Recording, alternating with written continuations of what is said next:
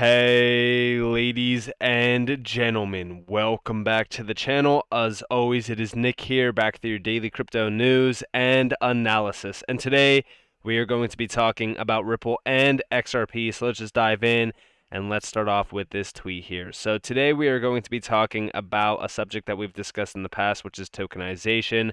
We are going to go in depth on how we could see an entire shift happen around tokenization of debt, as well as a lot more. But here we are talking about $80 trillion of hidden, apparently, debt. So let's dive into this. So Gold Telegraph posted breaking news. The Bank for International Settlements, the BIS, is warning that pension funds and other non-bank financial firms now have more than $80 trillion. That's right. $80 trillion worth of hidden off-balance sheet dollar debt in the form of FX swaps. $80 trillion. You're reading this right. We do see them respond down here with the quote from Reuters.com, which was talking about this. We do see its main warning, though, was what it described as the FX swap debt blind spot that risked leaving policymakers in a fog. Funny thing is that we've seen an updated view from the BIS actually just recently. They posted at 2 a.m. December 7th. In mid 2022, non-U.S. banks with limited access to the Federal Reserve credit owed an estimated $39 trillion in debt from FX swaps, forwards, and currency swaps, compared with $15 trillion in on-balance sheet dollar debt. And here you guys have U.S. dollar denominated debt of non-U.S. banks. Pretty substantial. And you can see the on-balance sheet debt and then the estimated off-balance sheet debt. This is estimated, by the way. I mean, who knows how much there actually is. We see somebody saying Bitcoin fixes this. How comical. But yeah, this is concerning. Now, I want to take you guys over here to this tweet from Molly Elmore22 over on Twitter. I told you guys to go check her out. She's been growing lately in followers, almost at 10K. Definitely deserves it. Go check her out over on Twitter. She posts a ton of these great threads. In fact, this is one of those great threads that does include a ton of information. We are not going to go over everything within this, but I do want to address a few things. But we do see when we talk about the idea that everything will be tokenized, that does include real estate. How would tokenization benefit the sector? Will new opportunities emerge from introducing tokenized real estate? Now, yes, real estate obviously will be tokenized, in my opinion. There's a ton of information in this that does go in depth on that. But what I want to talk to you guys more so about is how everything will be tokenized. And a lot of the benefits around tokenizing real estate will also benefit other major areas as well. For an example, you also have counterparty risk. Well, you remove that around debt as well. Also, debt, when we look at this first one, you know, how we see that all of this debt now is basically hidden. Well, with tokenization, guess what? It's extremely transparent.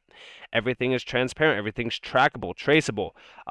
Everything around blockchain-based technology within this fixes a lot of the issues around the current system that is tracking and tracing debt.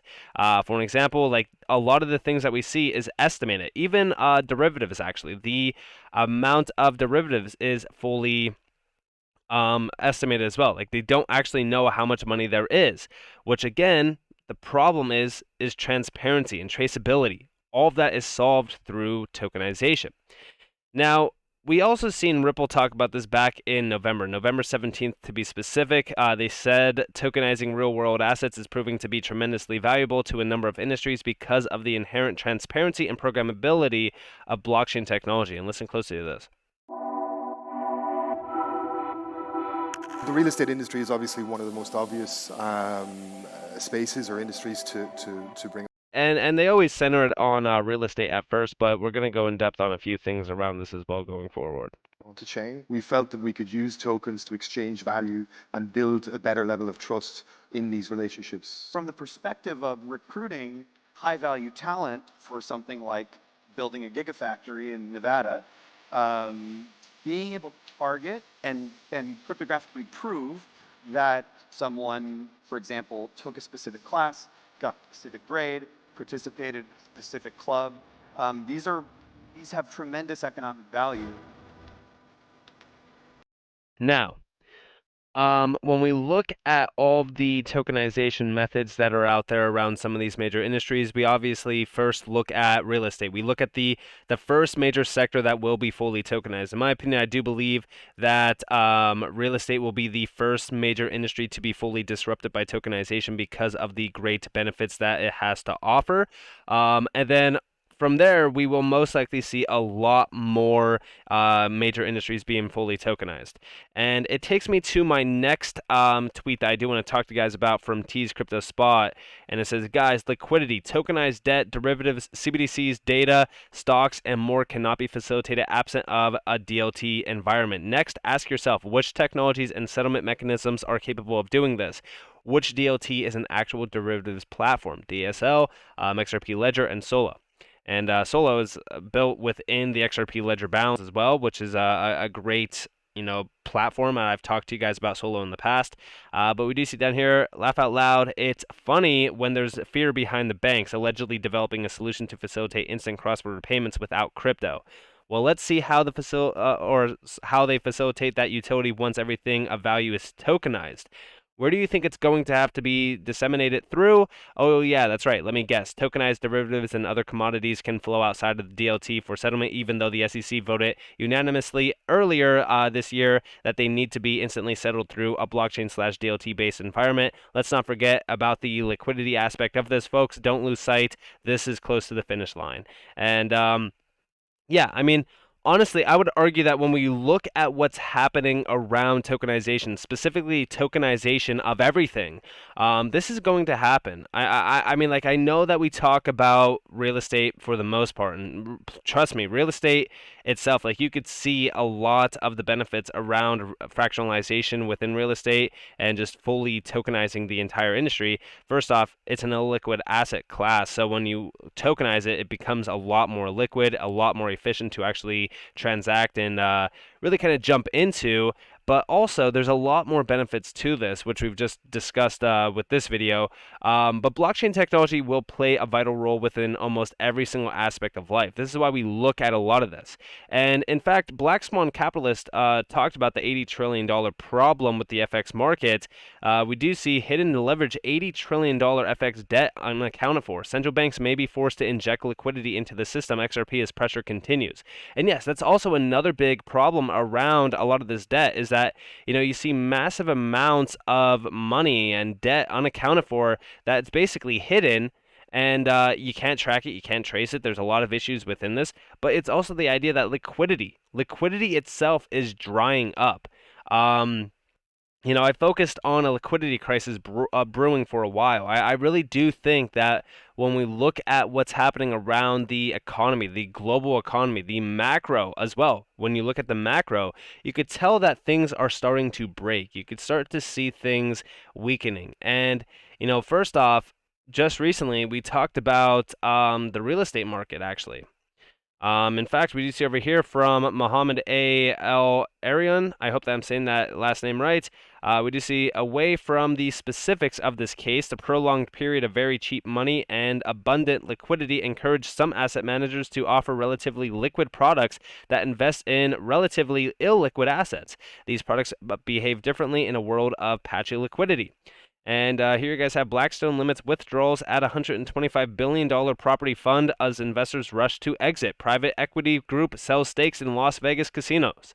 And yeah, I mean, like, things right now around liquidity is drying up. Liquidity is the big focus point. And it's interesting because we even do see over here from Smart over on Twitter, QT or quarter has just begun. Quarter or G4, quarter four, if you will, liquidity. Hedge Eye public shows, and here you guys have the liquidity contracting.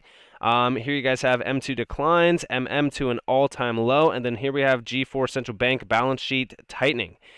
So here you guys have the overall balance sheet tightening of central banks.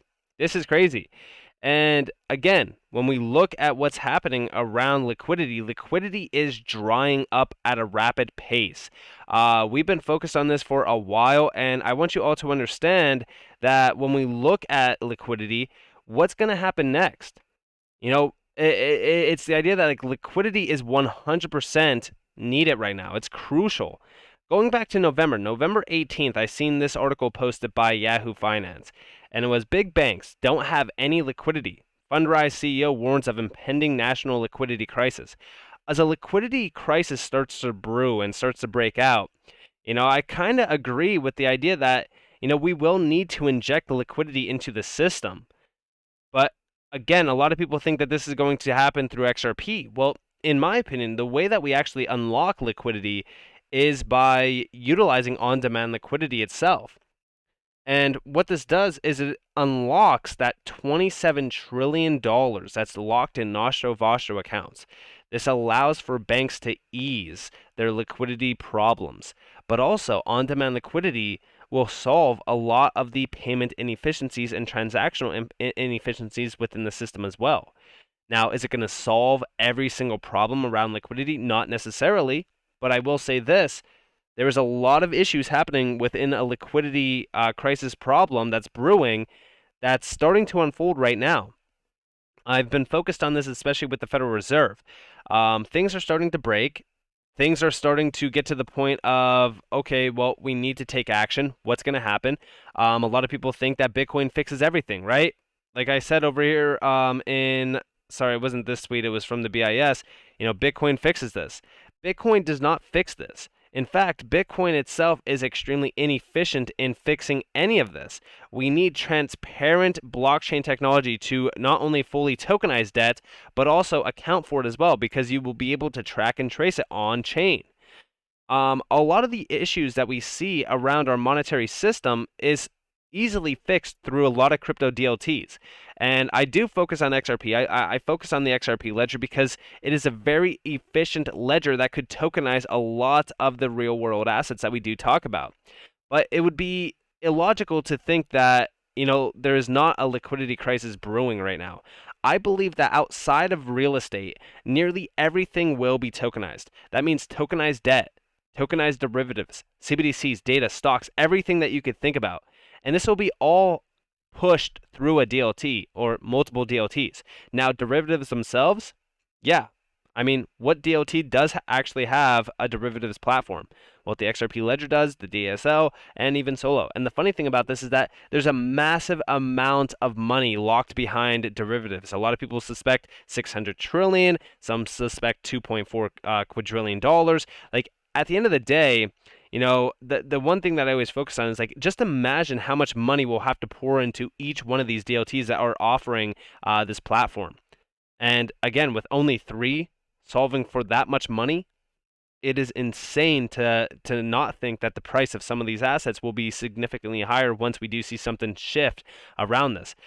We don't know when this is going to happen, but the big banks are definitely drying up in liquidity. There was a problem going back to, I want to say October. I think it was October or September with it was Credit Suisse as well as another big bank. I forgot what the other big bank's name was, but there was 2 banks that were starting to kind of decouple away from the just traditional state of how they perform. And again, a lot of people thought it was liquidity problems. Now again, a lot of people think that they got bailed out. Who knows what happened with those 2 major banks? But all we know is that the big banks and the large scope of the financial sector is running into a lot of issues. And I think that going down the road, like maybe the next couple months, maybe even the next year, we could see a lot of problems around the current monetary system that pushes the governments to look for other major ways of facilitating business. And that could be through DLT. But again, this $80 trillion worth of debt that is basically, you can't, it's unaccounted for. You can't track and trace it. You can't even, this is a big problem. And, thinking that this isn't a big problem is concerning to me if anybody believes that. Again, we need to see something happen. We need central banks to look at some sort of major process, major innovation that helps fix this and helps not only to track and trace it, but maybe even offer liquidity as well. And that could be facilitated through the XRP ledger. Now, is that going to happen? We don't know, but something has to give. So with that being said, I hope that you guys enjoyed this video. If you guys did, definitely leave a like, subscribe to notifications on if you guys want more free content. You guys are more than welcome to follow me on Twitter and join the free Discord down in the description below. As always, up to you all. Have a beautiful day, beautiful night. Wherever you guys are on this before, this has been Nick. Peace out, guys.